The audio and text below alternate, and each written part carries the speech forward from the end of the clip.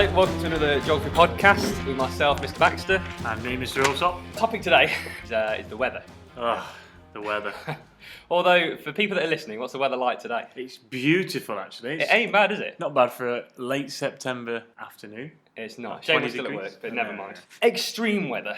Do we get extreme weather in this country? Not really, I don't think. We can see more and more of it, but on the whole, probably not relative to a lot of other countries. No, it's just pretty boring on the whole. Maybe we'll give you a few examples, see if you remember any of these happening here. 2011, we did get the tail end of a hurricane, a big tropical storm at the Atlantic. Right. Our weather blew in from the Atlantic, bringing 165-mile-an-hour winds to the west coast, particularly in Scotland.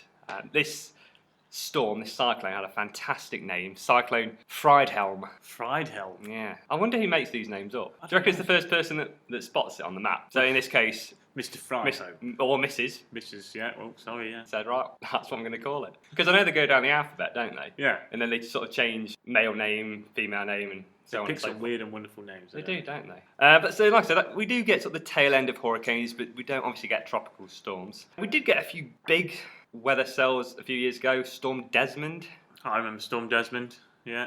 2015, Storm Eleanor, 2017. But again, it's hard to find something that we would class as extreme, because normally, as we know only too well, it is just drab, bit rainy, not too warm for most of the year. Cold drizzle, really, isn't it? That's Yeah, what it's we get nothing- most of the time. Yeah, apart from today, which again is quite nice. What about, there are a few other instances. We've had a few minor tornadoes. Tornadoes? Yeah, there was Nothing one- like the Wizard of Oz, though.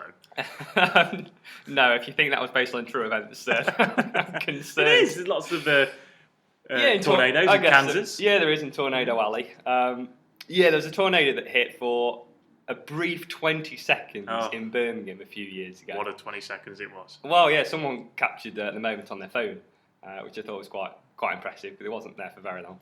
Not a lot happened. A few sort of crisp packets sort of spun around, and do we call that extreme? I don't know. Maybe you can remember this one. There was a winter a few years back, I think 2010, 2011, called the Big Freeze. And this was our coldest winter for 100 years. Now, I remember it because I was training to be a teacher at the time. And my mode of transport to get to my sort of placement school, which was Long Eaton, was a motorbike. And I remember, well, let it out, you're laughing. And I remember not being able to get to my school too often. Was it a motorbike? Yeah, it wasn't a moped, when your legs are out in front. Oh, it was a proper motorbike. It was a proper bike, Oh. yeah, 125. So. But anyway, what's the point of this story? Well, I couldn't get to my school because I was coming off my bike all the time, which was... Tall and Dean, skating around. So let's talk about, because I guess the geographer's guilt comes in, because last year we had our extreme weather and people did die in it, but from a geographer's point of view, great case study that we can use. Yeah. So It's 2000... selfish, but... Well, it is a bit, I don't wish it to happen, but if it does, case study material. Nice, good. So we're going to talk about, obviously, last year, 2018, when it was all starting to really kick off. Well done a minute. So I'm not quite clicked on. I'm not quite switched on here. So That makes a change. how do we actually why do we get the weather we do? What causes the weather? What influences our weather? Right, I'm going to show you a diagram. Right. It's called the Global Atmospheric Circulation, Oh. the GAC. I've already lost you, haven't I? Little bit. Okay, well, above the equator is the picture I've drawn there. Okay, so where we are. Yeah, that's the drawing of us there. So at the equator, it's obviously really hot, hottest part of the world. So the air then rises up, yeah? Yeah. Goes up in the atmosphere, creates big clouds, and it rains on a daily basis at the equator. The air then travels up or north, and then it starts to cool down. From the atmosphere, it's really cold. That air is going to sink back down, and it sinks at our tropic line, which Right. is sort of 30 degrees north. And here's where we get our deserts. Okay. You can sort of see that cycle happening with the air. Yeah. So we get 3 cycles. That's one at the equator. We've got one at the poles, which is this one here, and then one in the middle. The problem where we're sat is right between 2 cells on this line here. Mm. We've got quite fast-flowing air above us in our atmosphere that sort of snakes around the world. You know what that's called? Is it one of those where when you say it, I would have heard of it? Well, let's see. It's called the jet stream. Oh, yeah. Yeah. So the jet stream acts as like a barrier between this air cell here, bringing cold air from the north, and the warm air coming from North Africa. Right. And here's like the boundary. Here's where the air gets to. If the jet stream is below us, the cold air is going to influence us. Right. If the jet stream kinks above us, and it's going to bring warm air. So it's all about the jet stream being this boundary between the two cells. Okay, so that's why we have quite variable temperatures. Yeah, So and one day weather. it can be 20 degrees, the next day it can be 12 degrees. Yeah, because that constantly changes and bringing different weather. Okay, cool. So you with me? I'm with you. Okay, so last year, about sort of early March time, had the Beast of the East. I remember. Well, the Beast. Yeah, well, Please. How many school days did we have off? It was 2, wasn't it? 2, I think, yeah. The only 2 snow days that I've ever It was fantastic. come across. Well, I actually came to school, and then Alan told me it was closed. And it took me about half a day to get back I home. waited for the email. I waited. Did you? Yeah. See, that's Waited how with there's cold 2 types breath. of people in life, isn't there? The proactive and the reactive. I mean- But who's the real winner? Well, we all were because we had 2 days off school. Hey, I didn't come in. No, and you because you were still in bed. So, Beast of the East happened because the jet stream was below us, so it brought cold air in from the north, and it actually came from sort of Siberia, so northern Russia. And the snow piled up so much in places we were talking about 7 meters. Right. Which, think about where we're sat now in your room. That's That's the floor all the way up to English. Easily. Well, yeah, I mean, my height is probably just short of 2 meters in it, so Yeah. you're talking 4 of me. Yeah, about 3 or 4 of you, and that's how big it got in rural places. In terms of the impacts, I guess the obvious thing is that people did die. A lot of these were elderly, and sort of went without gas that was running low at the time. Vulnerable. Exactly, but only 10 that were directly linked to the Beast of the East. But what was good, because we knew it was coming, and the Met Office issued a warning. Do you know what colour they give the warnings? Red. It was red, which means what? Danger. It means no unnecessary travel. Right, So if okay. you can stay indoors, do so, unless it is a complete emergency, which perhaps led to the impacts being less severe. But obviously, schools were disrupted. Do we argue that's a good or a bad thing? I'm not too sure. Obviously, it's a terrible thing, Obviously Mr. Baxter. because that's what we live for, isn't it? Yes. Yeah. Hospitals, again, they cancelled a lot of non-emergency operations. Obviously a bad thing, yeah.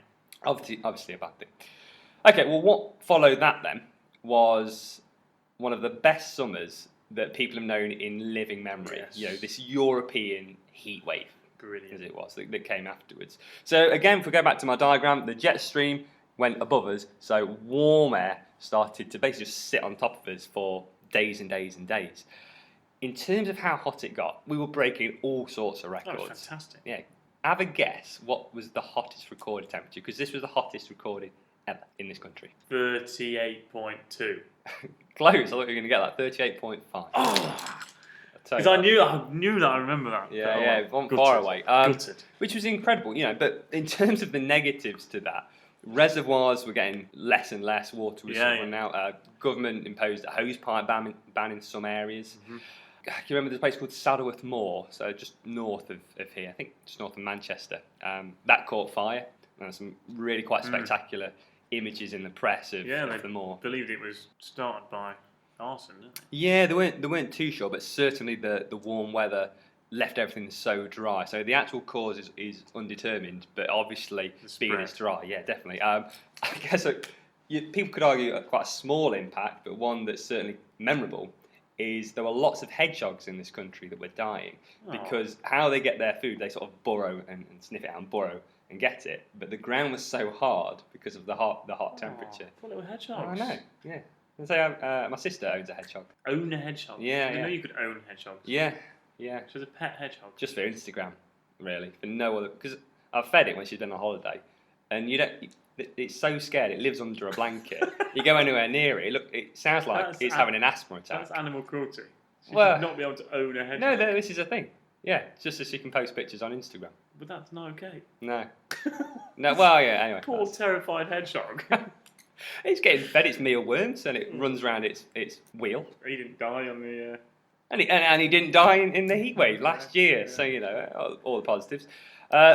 More positives. Tourism in this country was boosted simply because people didn't bother going abroad, or people from other countries decided. I bet I know one industry that did very well as well. What's that?